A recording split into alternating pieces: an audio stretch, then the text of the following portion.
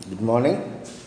हम लोग पढ़ रहे थे साना साना हाथ जोड़ी, मधु कांकरिया जी की लिखी हुई लिखा हुआ यात्रा वृत्तांत है।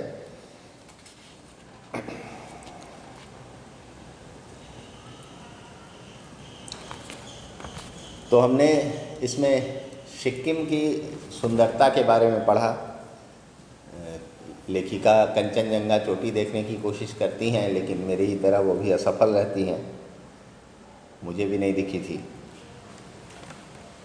आगे इसमें फिर उन्होंने कहा कि जो धर्म चक्र वगैरह देखा उन्होंने बौद्ध विहार में, तो इस पर इनका कहना था कि भारत देश जो है उसमें हर जगह अलग अलग रूपों में अंधविश्वास, विश्वास, आस्था, धर्म सब, पाप पुण्य का लेखा जोखा सब किसी न किसी रूप में है। एक रूपता है, एक जैसी रीतियां हर जगह हैं किसी न किसी रूप में। आगे हम लोग पढ़ते हैं, रफ्ता रफ्ता हम ऊंचाई की ओर बढ़ने लगे। रफ्ता रफ्ता का मतलब होता है धीरे धीरे, स्नेह स्नेह। रफ्ता रफ्ता हम लोग ऊंचाई की ओर बढ़ने लगे, बाजार, लोग और बस्तियां पीछे छूटने लगे। जैसे पहाड़ों पर आप ऊपर जाएंगे तो बस्तियां कम होती चली जाएंगी, ज़्यादा ऊंचाई पर कम बसावट होता है, बाजार भी कम होते हैं। अब परिदृश्य से चलते चलते स्वेटर बुनती नेपाली युवतियां और पीठ पर भारी भरकम कार्टून ढोते बौने से दिखते बहादुर नेपाली ओझल हो रहे थे। वहाँ के जनजीवन की चर्चा कर रही हैं कि स्वेटर बुनती नेपाली युवतियां और पीठ पर भारी कार्टून ढोते हुए जो नेपाली युवक थे, जो कि ऊंचाई से देखने पर बौने से लग रहे थे, छोटे छोटे लग रहे थे, वो धीरे धीरे आँखों से ओझल होते जा रहे थे। अब नीचे देखने पर घाटियों में ताश के घरों की तरह पेड़ पौधों के बीच छोटे छोटे घर दिखाई दे रहे थे। जब आप ऊंचाई से घरों को देखेंगे तो लगेगा जैसे ताश के पत्तों का ऐसे जोड़ जोड़ के जो घर बनाते हैं वैसे ही छोटे छोटे घर लग रहे थे। वो जो पहाड़ी क्षेत्रों में खास करके जहाँ बर्फ़ वगैरह गिरती है या ज़्यादा वर्षा होती है तो वहाँ के घरों के जो छत होते हैं वो इस तरह के होते हैं, वो सीधा फ्लैट नहीं होते हैं, ऐसे होते हैं। तो वो ऐसा देखने में लग रहा था जैसे ताश के पत्तों के घर हों। हिमालय भी अब छोटी छोटी पहाड़ियों के रूप में नहीं वरन अपने विराट रूप एवं वैभव के साथ सामने आने वाला था। शुरू में कम ऊंची पहाड़ियाँ दिखाई देती हैं, फिर जैसे जैसे आप ऊपर जाएंगे तो हिमालय की विशालता, हिमालय की जो ऊंचाई है वो बढ़ती है और वो अपने पूरी विराटता के साथ सामने आने लगता है। न जाने कितने दर्शकों, यात्रियों और तीर्थाटनियों का काम्य हिमालय, पल पल परिवर्तित हिमालय। जाने कितने जो दर्शक आते हैं, जो पर्यटक आते हैं, उनकी कामना होती है कि हिमालय को देखा जाए। तो उनकी कामना का जो पात्र है, जो उनकी इच्छाओं का पात्र है हिमालय, वो सामने आ रहा है, जो पल पल परिवर्तित होता है। जैसे जैसे आप ऊपर जाएंगे आपको उसकी विराटता बढ़ती दिखाई देगी, उसके आकार में परिवर्तन दिखाई देगा। और देखते देखते रास्ते वीरान, सकरे और जलेबी की तरह घुमावदार होने लगे। पहाड़ी रास्ते जो होते हैं वो पहाड़ का चक्कर काटते हुए चढ़ते हैं, तो वो जलेबी की तरह घुमावदार हो जाते हैं। मतलब पहाड़ के में सीधा ऐसे तो चढ़ नहीं सकते हैं, बहुत ज़्यादा चढ़ाई हो जाएगी, इसलिए उसको घुमा घुमा के बनाया जाता है रोड को। हिमालय बड़ा होते होते विशालकाय होने लगा, घटाएं गहराती गहराती पाताल नापने लगी, वादियाँ चौड़ी होने लगी, बीच बीच में करिश्मे की तरह रंग बिरंगे फूल शिद्दत से मुस्काने लगे। उन भीमकाय पर्वतों के बीच घाटियों के ऊपर बने सकरे कच्चे पक्के रास्तों से गुजरते यूं लग रहा था जैसे हम किसी सघन हरियाली वाली गुफा के बीच हिचकोले खाते निकल रहे हैं। तो जो घटाएं थी पहाड़ों में, जब आप जाएंगे तो बादल आपके नीचे भी दिखाई देंगे। आप जब ऊंचाई पर होंगे तो नीचे घाटियों में लगेगा जैसे बादल पसरा हुआ है। जैसे आप हवाई जहाज़ पर अगर चढ़ते हैं तो वहाँ आपको लगेगा कि बादल का एक कंबल सा, रजाई सा बिछा हुआ है, रुई के फाहों जैसा नीचे कुछ बिछाया हुआ है। तो उसी तरह पहाड़ों में भी दिखाई देता है। और जो घाटियाँ थी वो चौड़ी होने लगी, बीच बीच में कहीं कहीं पहाड़ी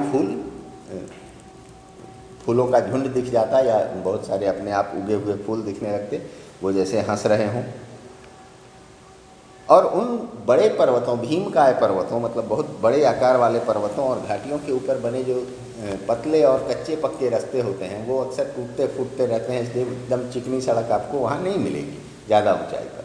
कभी लैंडस्लाइड हो गया, कभी बहुत वर्षा हो गई, तो वो टूटते रहते हैं। तो उस पर हिचकोले खाते हुए ऐसे लग रहा था जैसे किसी खूब घनी हरियाली वाली गुफा के भीतर हम लोग चल रहे हैं, ऐसा लेखिका को लग रहा था। इस बिखरी असीम सुंदरता का मन पर यह प्रभाव पड़ा कि सभी सैलानी झूम झूम कर गाने लगे, सुहाना सफ़र और ये मौसम हंसी। फिल्म का गाना है, तो वो इतना सुहाना उनको वो सफ़र लगा कि सब लोग झूम झूम कर ये गीत गाने लगे। पर मैं मौन थी, पर मैं मौन थी, किसी ऋषि की तरह शांत थी। ये तो लगाया ही नहीं।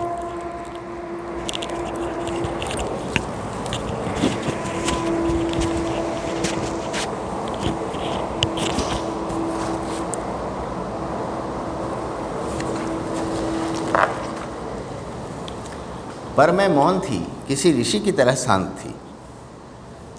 मैं चाहती थी कि इस सारे परिदृश्य को अपने भीतर भर लूं। इसको ज़रा ठीक से लगा लेता हूँ।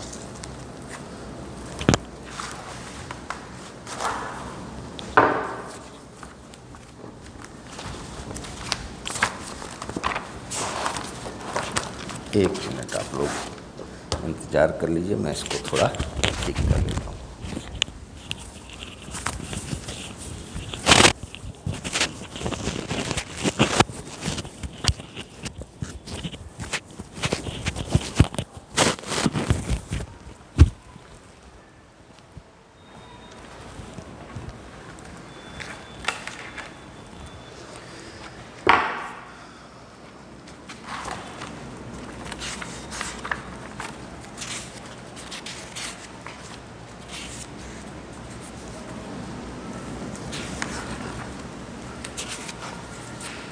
पर मैं मौन थी, किसी ऋषि की तरह शांत थी। मैं चाहती थी कि इस सारे परिदृश्य को अपने भीतर भर लूं। अब सब लोग गीत गा रहे थे झूम झूम कर, लेकिन लेखिका जो है वो मौन थी, चुपचाप थी और शांत थी। क्यों शांत थी? किसी ऋषि की तरह शांत थी। कहने का मतलब ऋषि जब शांत बैठते हैं तो वो कुछ सोच रहे होते हैं, चिंतन कर रहे होते हैं, ध्यान में मग्न होते हैं, अर्थात वो कुछ प्राप्त कर रहे होते हैं, कुछ ज्ञान अर्जित कर रहे होते हैं। तो यहाँ लेखिका ने ऋषि से तुलना की अपने शांति की। क्यों शांत थी? तो ये चाहती थी कि इस पूरे दृश्य को, इस परिदृश्य को अपने भीतर भर लूँ। जो वो देख पा रही थी उसको वो अपने अंदर समाहित करना चाहती थी कि इसको इतने अच्छे से देख सकें कि ज़्यादा समय तक वो याद रहे। पर मेरे भीतर कुछ बूंद बूंद पिघलने लगा था। जीप की खिड़की से मुंडकी निकाल कर मैं आसमान को छूते पर्वतों के शिखर देखती तो कभी ऊपर से दूध की धार की तरह झरझर गिरते जलप्रपातों को। मुंडकी मतलब मुंडी भी जिसको बोलते हैं हम लोग, सिर। तो वो निकाल कर गाड़ी की खिड़की से ऐसे कभी ऊपर आसमान को देखती, कभी नीचे देखती, कभी ऊपर से जो झरने बहते हैं वो देखने में, जो झरने होते हैं वो देखकर आपको लगेगा एकदम सफ़ेद झागदार पानी नीचे गिर रहा है, जैसे दूध का झाग बनता है। तो उनका रंग एकदम उजला होता है उस समय पानी का, जब वो गिर रहा होता है।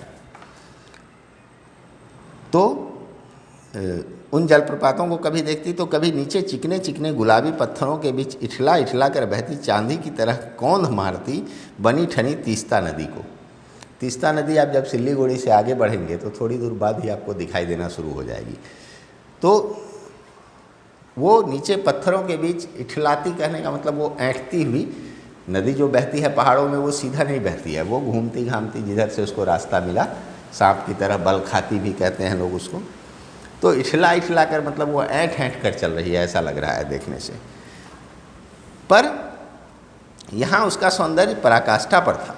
इतनी खूबसूरत नदी मैंने पहली बार देखी थी। जो वहाँ बाकी चीज़ें थीं उनके बीच बहती हुई नदी बेहद सुंदर लग रही थी। इतनी सुंदर नदी उन्होंने पहली बार देखी थी। मैं रोमांचित थी, पुलकित थी, चिड़िया के पंखों की तरह हल्की थी। जब आप बहुत खुश होंगे, बहुत प्रसन्नता में होंगे, आपके मन को प्रसन्न करने वाली चीज़ें आसपास होंगी, तो आपको एक हल्कापन महसूस होगा अपने अंदर, लगेगा जैसे आप उड़ रहे हैं। तो वही चिड़िया के पंखों की तरह हल्की थी, कह रही हैं यहाँ लेखिका। मेरे नगपति मेरे विशाल, मैंने हिमालय को सलामी देनी चाहिए कि तभी जीप एक जगह रुकी। मेरे नगपति मेरे विशाल एक कविता है, उसकी पंक्तियाँ हैं। नगपति मतलब पहाड़ों के राजा। तो मैंने हिमालय, इस पंक्ति से उन्होंने हिमालय को सलामी देनी चाहिए। तभी जीप एक जगह रुकी। खूब ऊंचाई से पूरे वेग के साथ ऊपर शिखरों के भी शिखर से गिरता फेन उगलता झरना, एक बड़ा झरना था जो बहुत ऊंचाई से गिर रहा था। तो जब ऊंचाई से पानी गिरता है तो उसमें से बहुत झाग निकलता है। तो इसका नाम था सेवन सिस्टर्स वाटरफॉल। उस झरने का नाम था seven sisters waterfall. Seven sisters 7 राज्यों को कहा जाता है पूर्वोत्तर की, आपने पढ़ा होगा एसएसटी में। फ्लैश चमकने लगे। सभी सैलानी इन खूबसूरत लम्हों की रंगत को कैमरे में कैद करने में मशगूल थे। सब लोग कैमरा निकालकर फ़ोटो खींचने लगे, उसके फ्लैश चमकने लगे, कहने का अर्थ वही हुआ। और सब लोग उन खूबसूरत और शांत जो लम्हा, जो वो क्षण था, उसको कैमरे में कैद करने लगे, उसमें मशगूल हो गए, यानी डूब गए। आदिम युग की किसी अभिशप्त राजकुमारी सी मैं भी नीचे बिखरे भारी भरकम पत्थरों के बीच, पत्थरों पर बैठ झरने के संगीत के साथ ही आत्मा का संगीत सुनने लगी। सब लोग फ़ोटो खींच रहे थे और ये किसी आदिम युग की अभिशप्त राजकुमारी, कहने का मतलब ये, इनको उन चीज़ों से मतलब नहीं था, ये बस आँखों से देखकर उसको अपने अंदर भर लेना चाहती थी, उस दृश्य को मानो पूरी तरह से अपने अंदर समाहित करना चाहती थी। तो वो नीचे भारी भरकम पत्थरों पर बैठ झरने की संगीत के साथ ही आत्मा का संगीत भी सुनने लगी। वो झरने की जो संगीत, एक झरझर बहने की जो आवाज़ थी, वो एक लय में थी, तो वो एक संगीत की तरह था। उसके साथ ही इनके आत्मा में भी जो संगीत बज रहा था, जो अच्छी भावनाएं, सुंदर भावनाएं इनकी आत्मा में जागृत हो रही थी, उसको सुनने लगी। थोड़ी देर बाद ही बहती जलधारा में पांव डुबोया तो भीतर तक भीग गई। मन काव्यमय हो गया, सत्य और सौंदर्य को छूने लगा। जैसे ही उस पानी में पैर को डुबोया तो मानो वो पानी इनको पूरी तरह से भिगो गया, मतलब उसमें वो डूब गई, मन से डूबी, शरीर से नहीं। पैर उसमें रखते ही मानो वो इनके पूरे शरीर पर हावी हो गया और इनका मन जो है वो काव्यमय हो गया, एक कविता की तरह हो गया, सत्य और सौंदर्य को छूने वाले काव्य की तरह, कविता की तरह। जीवन की अनंतता का प्रतीक वह झरना, उन अद्भुत अनूठे क्षणों में मुझ में जीवन की शक्ति का एहसास हो रहा था। जीवन की अनंतता का प्रतीक वह झरना, वो बहे ही जा रहा था, उसमें एक तरह की लय थी और एक रिदम था, एक उसका जो बहना था वो रुकने वाला नहीं लग रहा था। तो अनंतता कहने का मतलब इसका कोई अंत नहीं हो, वो कब से बहता आ रहा है, कब तक बहता रहेगा, इसकी कोई कह नहीं सकता। तो जीवन की अनंतता का प्रतीक वो लग रहा था इनको। और उस अद्भुत अनूठे क्षण से इनमें जीवन की शक्ति का एहसास जग रहा था कि जीवन में क्या शक्ति है, ये जीवित लग रहा था झरना, और उससे इनके मन में भी जीवन की शक्ति का एहसास जग रहा था। इस कदर प्रतीत हुआ जैसे मैं स्वयं ही देश और काल की सरहदों से दूर बहती धारा बहने लगी हूँ। देश और समय से अलग एक बहती धारा बनकर मानो वो खुद ही बह रही हैं, उनके विचार बहे जा रहे हैं, चले जा रहे हैं। भीतर की सारी तामसिकताएं और दुष्ट वासनाएं इस निर्मल धारा में बह गईं।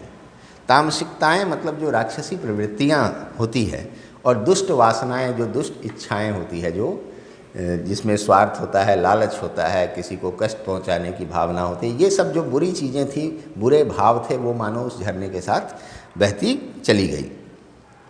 मन हुआ कि अनंत समय तक ऐसे ही बहती रहूं, सुनती रहूं इस झरने की पुकार को, पर जितेन मुझे ठेलने लगा, आगे इससे भी सुंदर नज़ारे मिलेंगे। इनका मन हो रहा था कि वहीं बैठी रहें और इस सुंदर दृश्य को देखती रहें, इसके साथ ही अपने मन को भी बहने दें। लेकिन जो ड्राइवर था जितेन नार्गे, वो इनको कहने लगा कि अरे आगे और भी अच्छे नज़ारे मिलेंगे, आप कहाँ यहीं अटक रही हैं। अनमनी सी मैं उठी। आप किसी सुंदर जगह पर अगर जाएंगे, आप अनुभव कीजिएगा इस चीज़ को कि जहाँ बहुत सारी सुंदर चीज़ें, खास करके पहाड़ों में, बाकी जगहों पर, अब जैसे आप आगरा जाते हैं तो वहाँ ताजमहल ही सबसे सुंदर है, तो आपको लगेगा कि हाँ ये हम पहुँच गए एक डेस्टिनेशन पर, एक मंजिल पर।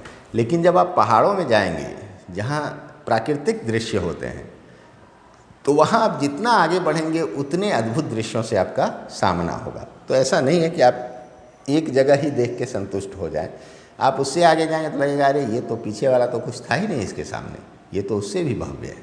तो इस तरह से आप आगे जैसे जैसे बढ़ते जाएंगे, आपको एक से एक दृश्य दिखेंगे।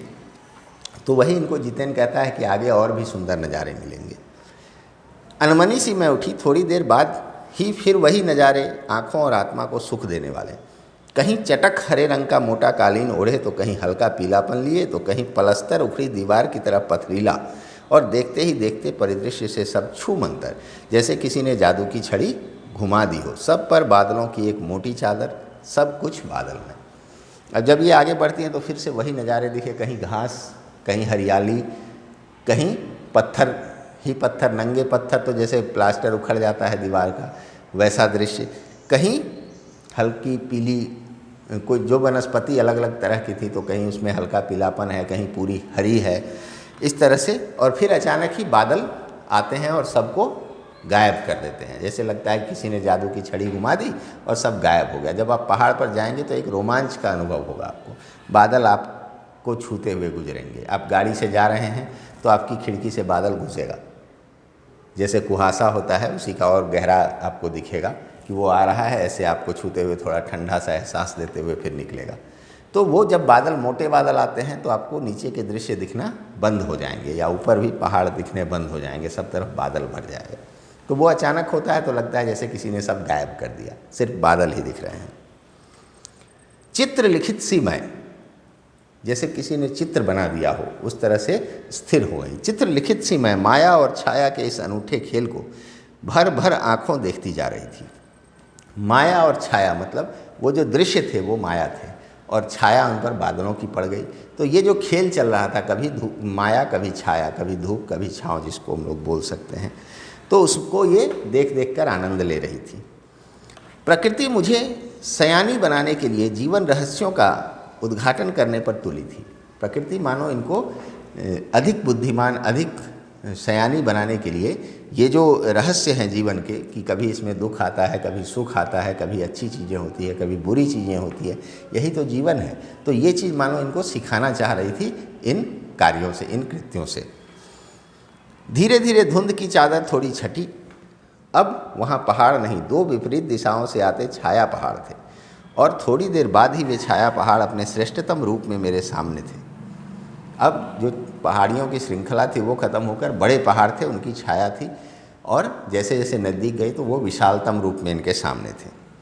जीप थोड़ी देर के लिए रुकवा दी गई। मैंने गर्दन घुमाई, सब और जैसे जन्नत बिखरी पड़ी थी। जिधर देखो उधर ही मानो स्वर्ग है, इतना सुंदर दृश्य बिखरा पड़ा था चारों ओर। नज़रों के छोर तक खूबसूरती ही खूबसूरती, जहाँ तक आप देख सकें। नज़रों का छोर मतलब आपकी सीमा जहाँ तक है देखने की, वहाँ तक खूबसूरती ही खूबसूरती। अपने को निरंतर दे देने की अनुभूति कराते पर्वत, झरने, फूलों, घाटियों और वादियों के दुर्लभ नज़ारे। वहीं कहीं लिखा था थिंक ग्रीन। हर तरफ हरियाली, हर तरफ पहाड़, हर तरफ झरने, और कहीं लिखा था थिंक ग्रीन मतलब हरा सोचिए।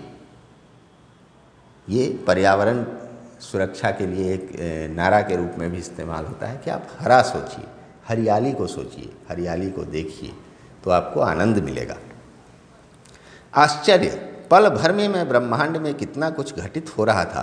सतत प्रवाहमान झरने, नीचे वेग से बहती तीस्ता नदी, सामने उठती धुंध, ऊपर मंडराते आवारा बादल, मध्यम मध्यम हवा में हिलोरे लेते प्रियुता और रूडोडेंड्रो के फूल, ये नाम हैं फूलों के, सब अपनी अपनी लय, तान और प्रवाह में बहते हुए चेरे वेती, और समय के इसी सतत प्रवाह में तिनके सा बहता हमारा वजूद। जैसे सब कुछ घटित हो रहा था वहाँ, दृश्य बदल रहे थे, फूल थे, हरियाली थी, धुंध थी, नदी थी, सब अपने अपने काम में लगे हुए थे, सब लगातार बढ़ रहे थे, मानो हवा के हिलोरे से वो झूल रहे थे जैसे कि आगे बढ़ रहे हों, और उसी के साथ इनका मन भी बह रहा था। ऐसा लग रहा था जैसे वो कह रहे हों चरे वेती मतलब चलते रहो, चलते रहो। पहली बार एहसास हुआ जीवन का आनंद यही है, चलायमान सौंदर्य। चलायमान मतलब चलता हुआ सौंदर्य। आप जितना आगे बढ़ेंगे सौंदर्य आपके साथ साथ चलता रहेगा। संपूर्णता के उन क्षणों में मन इस बिखरे सौंदर्य से इस कदर एकात्म हो रहा था कि भीतर बाहर की रेखा मिट गई थी, आत्मा की सारी खिड़कियां खुलने लगी थी। मैं सचमुच ईश्वर के निकट थी। सुबह सीखी प्रार्थना फिर होठों को छूने लगी, साना साना हाथ जोड़ी कि तभी अतीन्द्रिय संसार खंड खंड हो गया। वह महाभाव सूखी टहनी सा टूट गया। अब ये सब देखकर इनका मन जो है वो इतना प्रसन्न हो रहा था, इतना उसमें घुल मिल रहा था, उस सुंदरता के साथ अपने को जोड़े जा रहा था, मानो इनकी आत्मा की सारी खिड़कियाँ खुल रही थी, उसमें उससे जुड़े जीवन से जुड़े रहस्यों को ये अपने अंदर समाहित कर रही थी कि यही तो जीवन है, जीवन में भी तो ऐसा ही होता है और यही सौंदर्य है जो चलता रहे हमारे साथ साथ, तो स्वर्ग का आनंद तो यही है। तो ये सब हो रही थी इनके मुंह से। फिर वही प्रार्थना जो सीखी थी सुबह वो निकलने लगी कि तभी ये जो अतीन्द्रिय यानी इंद्रियों से परे, हमारे सोचने समझने देखने से भी अधिक सुंदर जो संसार था वो खंड खंड हो गया, यानी वो टूट गया। दरअसल मंत्र मुग्ध सी मैं तंद्रिल अवस्था में ही थोड़ी दूर निकल आई थी कि अचानक पाँवों पर ब्रेक सी लगी, जैसे समाधिस्थ भाव में नृत्य करती किसी आत्मलीन नृत्यांगना के नूपुर अचानक टूट गए हों। मैंने देखा इस अद्वितीय सौंदर्य से निरपेक्ष कुछ पहाड़ी औरतें पत्थरों पर बैठी पत्थर तोड़ रही थी। अब ये मंत्रमुग्ध सी उस दृश्य को देखते देखते आगे बढ़ गई कि अचानक इनकी नज़र पड़ी कुछ पहाड़ी औरतों पर जो पत्थर तोड़ रही थी। तो इनका जो ये सपनों का संसार था, जो स्वर्ग दिख रहा था इनको, उसमें अचानक एक बाधा आई और वो मानो खंडित हो गया और इनकी नज़र उन पहाड़ी औरतों पर चली गई जो पत्थर तोड़ रही थी। औरतें पत्थर तोड़ रही थी, मतलब इसका उदाहरण इन्होंने दिया कि जैसे कोई नृत्यांगना नृत्य कर रही हो और नूपुर टूट जाए तो उसका ध्यान जैसे भंग होता है, वैसे ही उन औरतों को देखकर इनका ध्यान भंग हुआ। गूथे आटे सी कोमल काया पर हाथों में कुदाल और हथौड़े, इतनी सुंदर इतनी कोमल काया के हाथ में कुदाल और हथौड़े लिए हुए पत्थर तोड़ रही थी।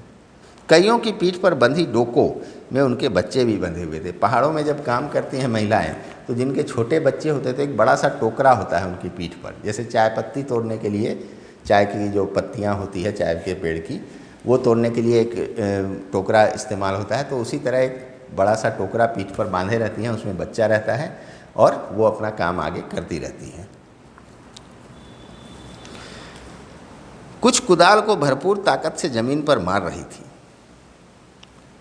अब ये देखकर इनको थोड़ा सा अलग लगा वहाँ, इसलिए इनका ध्यान भंग हुआ। इतने स्वर्गीय सौंदर्य, नदी, फूलों, वादियों और झरनों के बीच भूख, मौत, दैन्य और जिंदा रहने की यह जंग, मातृत्व और श्रम साधना साथ साथ, वहीं पर खड़े BRO बॉर्डर रोड ऑर्गेनाइजेशन, इसमें बोर्ड लिखा हुआ है, कि एक कर्मचारी से मैंने पूछा यह क्या हो रहा है। अब इन्होंने जो देखा तो इनके मन में जो बातें आई कि इतने स्वर्गिक सौंदर्य, स्वर्ग जैसा सुंदर यह जगह, नदी, फूल, वादी सभी हैं यहाँ सुंदर, लेकिन इनके बीच भी मनुष्य को जीवित रहने के लिए जो कष्ट उठाने पड़ते हैं, जो संघर्ष करना पड़ता है, वो सामने दिख रहा था कि औरतें पत्थर तोड़ रही थी। मातृत्व और श्रम साधना साथ साथ, यानी वो अपने माता के का जो उनका रोल था, जो भूमिका थी, उसको भी निभा रही थी, अपने बच्चे को पीठ पर बांधी हुई थी, और श्रम साधना भी कर रही थी, अर्थात अपना जो जीवन यापन के लिए उनको करना था मेहनत, वो भी कर रही थी। तो ये दोनों एक साथ कर रही थी। इसने लेखिका को प्रभावित किया बहुत ज़्यादा। तो उन्होंने एक बॉर्डर रोड ऑर्गेनाइजेशन होता है, BRO बोलते हैं, जिसका काम है जितना भी बॉर्डर एरिया है, भारत के सीमावर्ती जो क्षेत्र हैं, उसमें सड़क बनाने का काम वही करती है। ये एक तरह से आर्मी का ही एक पार्ट है, जिसमें इंजीनियर्स होते हैं और बाहर से भी कुछ मजदूर उसमें रखे जाते हैं। तो उनसे पूछा इन्होंने कि क्या हो रहा है। उसने चुहलबाजी के अंदाज में बताया, जिन रास्तों से गुजरते हुए आप हिम शिखरों से टक्कर लेने जा रही हैं, उन्हीं रास्तों को ये पहाड़ी ने चौड़ा बना रही हैं। आप बाहर से घूमने आई हैं और हिम शिखरों से टक्कर लेने जा रही हैं, मतलब उनको देखने जा रही हैं जिन रास्तों से, उन्हीं रास्तों को चौड़ा बनाने का काम ये पहाड़ी ने कर रही है। आप तो यहाँ घूमने आई हैं, ये आपकी सुविधा के लिए इसको चौड़ा बना रही हैं। बड़ा खतरनाक कार्य होगा यह, मेरे मुंह से अकस्मात निकला। वह संजीदा हो गया, कहने लगा, पिछले महीने तो एक की जान भी चली गई। बड़ा दुस्साध्य कार्य है पहाड़ों पर रास्ता बनाना। पहले डायनामाइट से चट्टानों को उड़ा दिया जाता है, फिर बड़े बड़े पत्थरों को तोड़ तोड़कर एक आकार के छोटे छोटे पत्थरों में बदला जाता है। फिर बड़े से जाले में उन्हें लंबी पट्टी की तरह बिठाकर कटे रास्तों पर बाड़े की तरह लगाया जाता है। जरा सी चूक और सीधा पाताल प्रवेश। जो पहाड़ों में रास्ते बनते हैं, कभी आपको जाने का मौका मिले तो देखिएगा उन रास्तों को गौर से। आपको कई जगह धंसे हुए नज़र आएंगे रास्ते, पत्थरों के लुढ़कने से, कई जगह आपको मोटा सा जाल लगा नज़र आएगा लोहे का, उसमें पत्थर भरे होते हैं। तो ये वहाँ बहुत ज़्यादा मशीनों का काम नहीं हो सकता है, क्योंकि उतनी ऊंचाई पर मशीन ले जाना बड़ा मुश्किल होता है। तो मशीन कम जा पाते हैं, लोग हाथ से ज़्यादा काम करते हैं। तो पहले डायनामाइट से उड़ा, डायनामाइट एक तरह का विस्फोटक होता है जिसको पत्थरों के बीच लगा करके बैटरी से उसका लाइन दिया जाता है, तो वो विस्फोट करता है, तो पत्थर टूट जाते हैं, बिखर जाते हैं। फिर उनको तोड़ तोड़ के एक आकार का बनाया जाता है और उनको लोहे के जाल में डालकर एक बाड़े की तरह, एक घेरा की तरह लगा दिया जाता है, ताकि वो लैंडस्लाइड ना हो, भूस्खलन ना हो। तो इसमें कई बार जान चली जाती है मजदूरों की। तो उसमें थोड़ा भी चूक हुआ कि नीचे हज़ारों फीट गहरी खाई है, उसमें गिर जाते हैं लोग। और तभी मुझे ध्यान आया, इन्हीं रास्तों पर एक जगह सिक्किम सरकार का बोर्ड लगा था जिस पर बड़े बड़े अक्षरों में लिखा था, ever wondered you defied death to blade these roads. आप ताजुब करेंगे, पर इन रास्तों को बनाने में लोगों ने मौत को जुठलाया है। आप जब उन रास्तों पर चल रहे हैं तो आपने कभी सोचा है, कभी आपको इस बात का आश्चर्य हुआ है, या आप यह जानकर आश्चर्यचकित होंगे कि इसको बनाने में लोगों ने मौत को मात दी है। इसको बनाने के लिए हर क्षण मृत्यु को परास्त किया गया है। कभी भी मृत्यु हो सकती है उसको बनाने वाले की, उसका पैर फिसल सकता है, उसके ऊपर पत्थर गिर सकता है, हर क्षण यह संभावना होती है। लेकिन उसके बावजूद यह रोड बनी है। तो आप कह सकते हैं कि इसको बनाने के लिए मौत को झुठलाया गया है, मौत को मात दिया गया है। एकाएक मेरा मानसिक चैनल बदला, मन पीछे घूम गया। इसी प्रकार एक बार पलामू और गुमला के जंगलों में देखा था, पीठ पर बच्चे को कपड़े से बांधकर पत्तों की तलाश में वन वन डोलती आदिवासी युवतियाँ। चलिए, इसको हम लोग अब कल करेंगे यहाँ से। तो आप लोग पढ़िएगा पाठ को, मज़ेदार है, जानकारी बहुत सारी मिलेगी। और इस आधार पर कभी आपको घूमने जाने का मौका मिले तो आप इस नज़रिए से देखिएगा पहाड़ों को, बड़ा ही आनंद मिलेगा आपको। चलिए, आज इतना ही रखेंगे। धन्यवाद।